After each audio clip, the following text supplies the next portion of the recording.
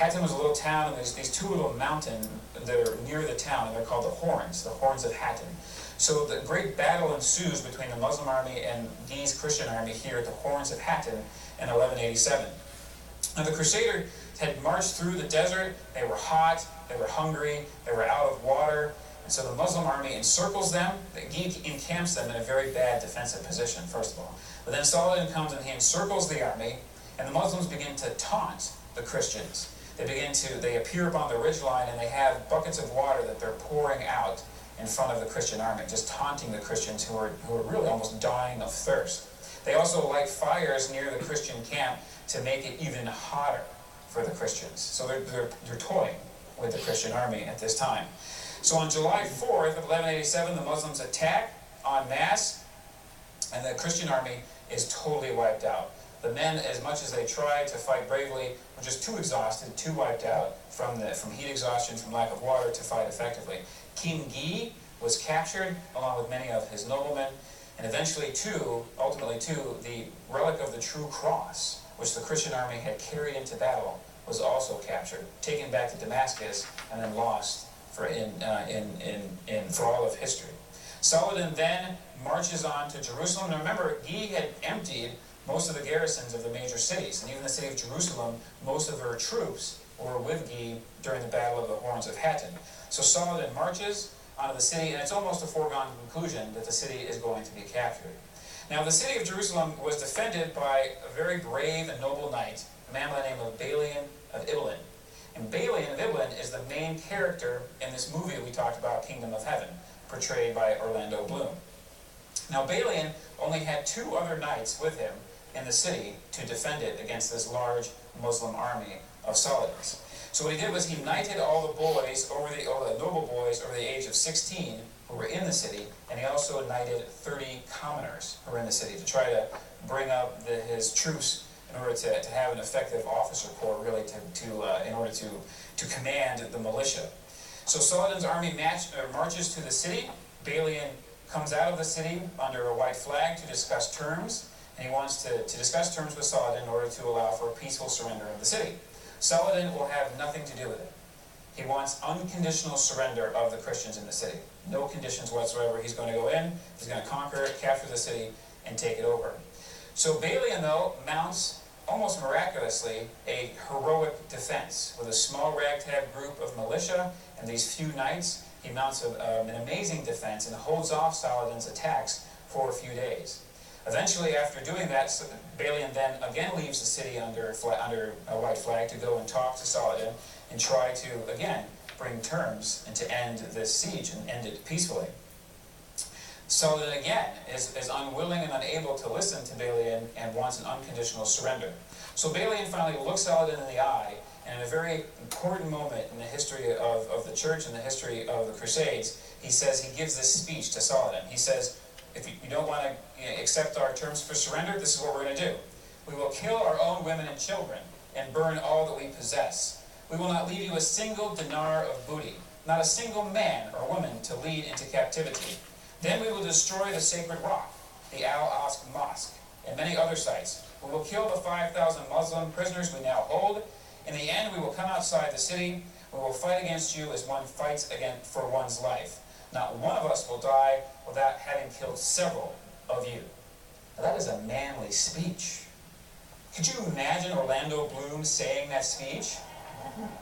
I mean, we need somebody like Russell Crowe giving that kind of speech in the movie. Right? That's a manly speech, but unfortunately, and the movie actually portrays this scene, but it's very weak. It's basically Orlando Bloom saying, "Oh, come on, let us out of the city," and it doesn't go over very well at all. But they should have, I could have been a consultant or something on the movie and said, you need to really cast this character differently. But Balian gives this great speech. He stands up to Saladin. Saladin agrees to terms. So what happens is the city falls. Many of the Christians in the city were able to ransom their freedom, in order they had to pay basically money to Saladin and to the Muslims in order to walk out of the city alive. And so many did. Many were unable to pay the ransom, though, and then they were captured by the Muslims and sold into slavery. So Saladin accomplishes his goal. He captures the holy city of Jerusalem. The Christians had only held the city for 88 years. So for less than 100 years, from the time of the First Crusade until now, only 88 years is the city of Jerusalem held in Christian hands. Now what happens then is Saladin begins to then go to many of the other Crusader cities and conquers those cities as well. That's the whole backdrop and background to the calling of the Third Crusade. The fall of the holy city of Jerusalem was made an enormous shock to the Christians in Europe. It was unfathomable that the holy city of Jerusalem could fall. And so when news reached Europe, it was an amazing announcement, and people were just stupefied at it. So when we come back from our break, we'll talk about the calling of the Third Crusade and the response that the Christians launched then against this capture of the city by Saladin. And the Third Crusade is known as the Three Kings Crusade because there are three important kings who participated in it: the Holy Roman Emperor Frederick II, Richard I, King of England, and Philip Augustus, the King of France. And so when we return from our break, we'll pick up our story there.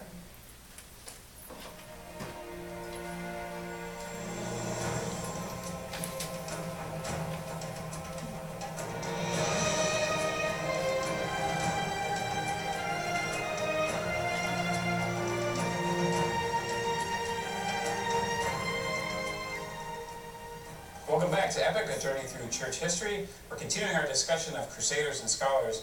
And before the break, we left off after the capture of Jerusalem by the Muslim ruler Saladin. And that was the event that launched the Third Crusade, or what's known as the Three Kings Crusade. Because the three most important kings in Europe at the time, participated in this crusade. And that's Frederick II, the Holy Roman Emperor, known as Frederick Barbarossa, King Richard I of England, and King Philip II Augustus, King of France.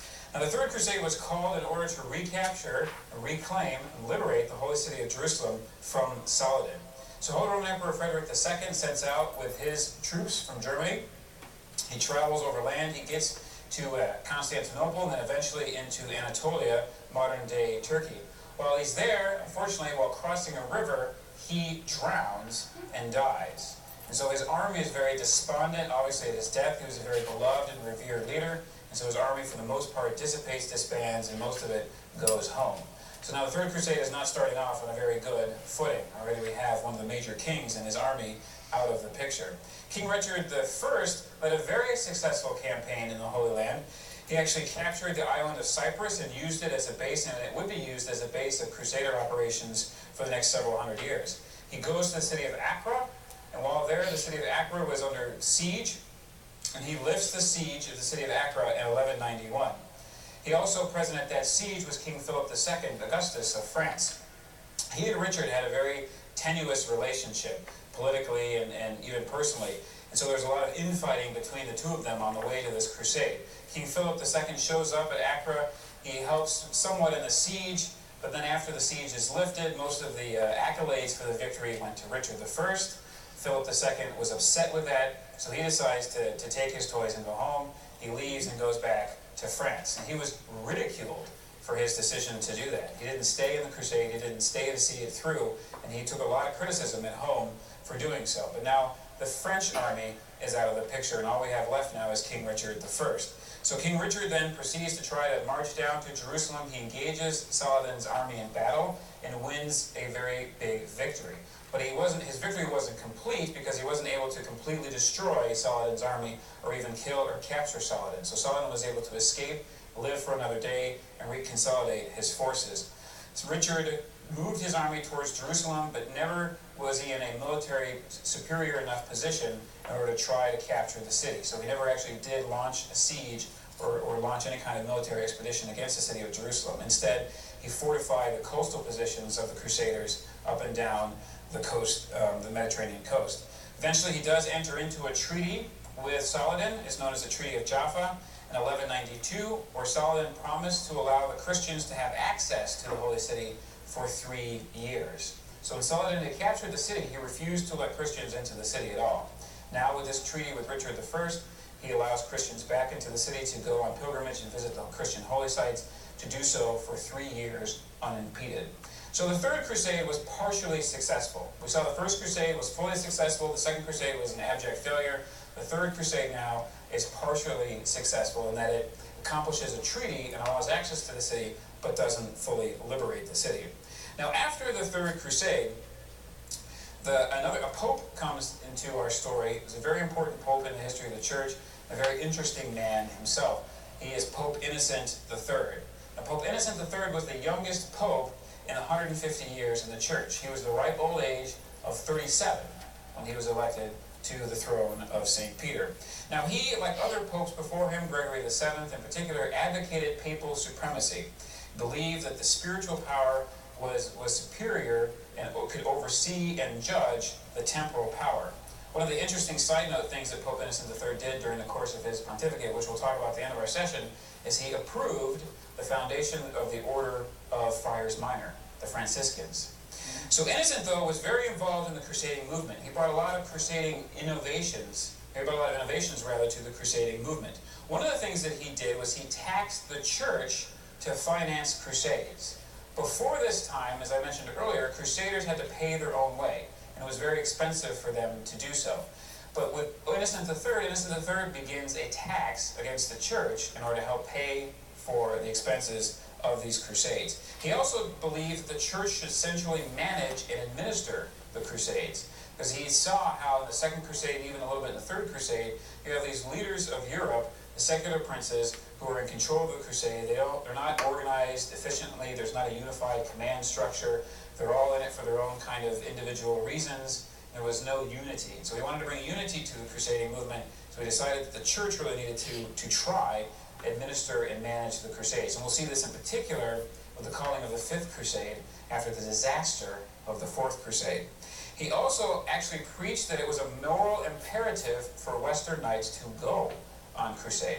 One of the interesting things about crusading was that when Urban II first preached the First Crusade, he limited participation to the crusade he wanted to limit it to warriors, but he also specifically placed a stipulation and said that warriors who were married could not go on crusade unless their wives gave permission.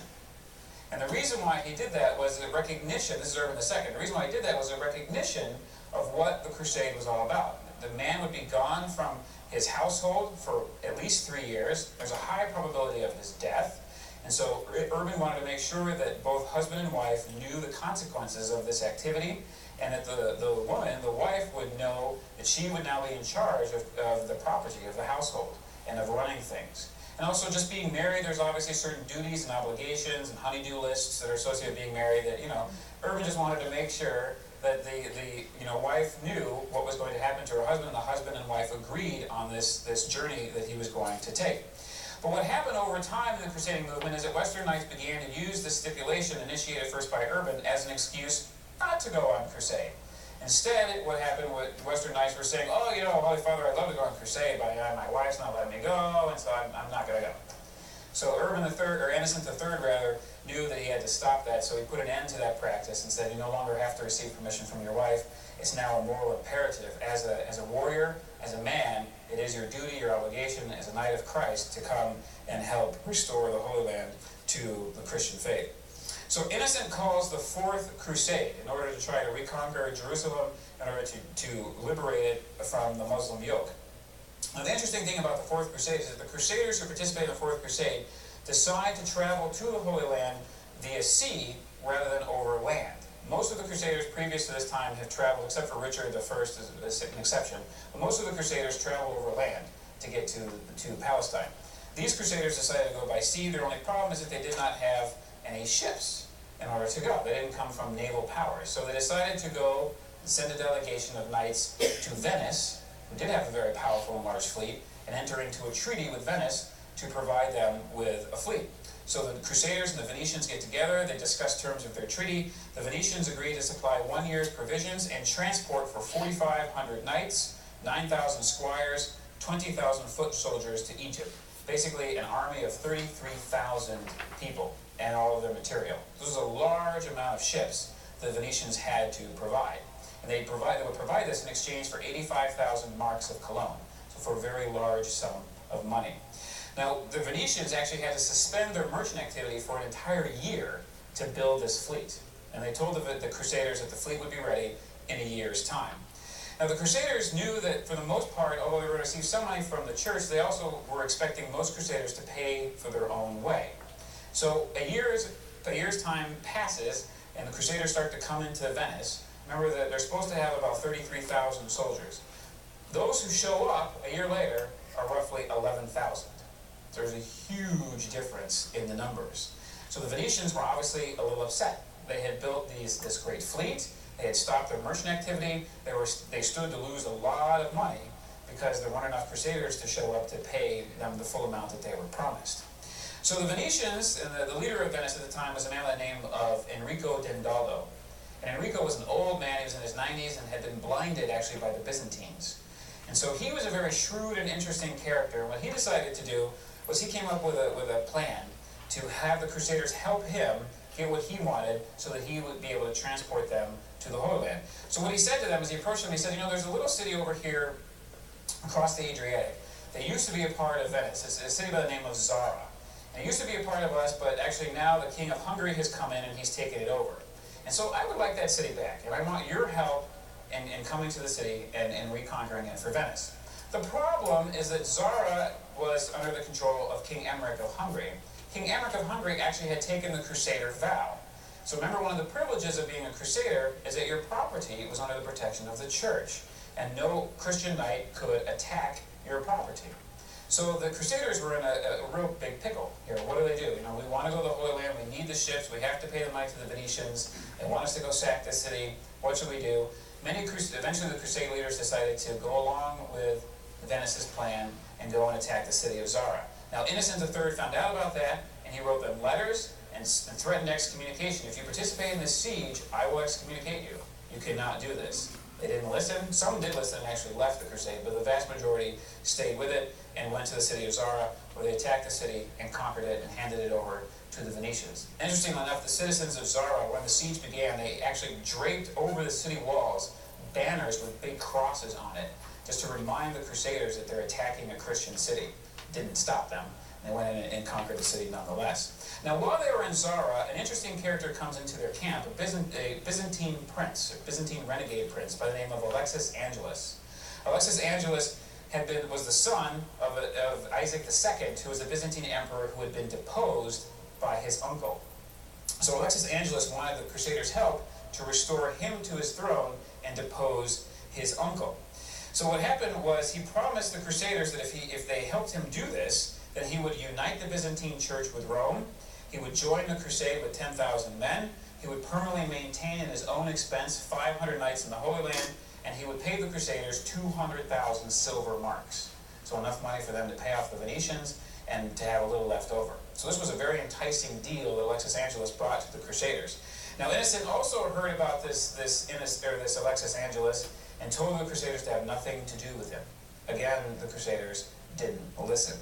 So the Crusaders decided to help Alexis Angelus get him onto the throne of Constantinople, so they decided to sail to Constantinople. Now Constantinople was a very majestic city at this time. It was a large, huge city. It's been said that the 10 largest cities of Western Europe at this time could have easily fit within the confines of the city walls of Constantinople. It was that large and that majestic and that big of a city. It had extremely huge walls that had been built by Justinian the Great back in the 6th century. It was a very well-fortified city.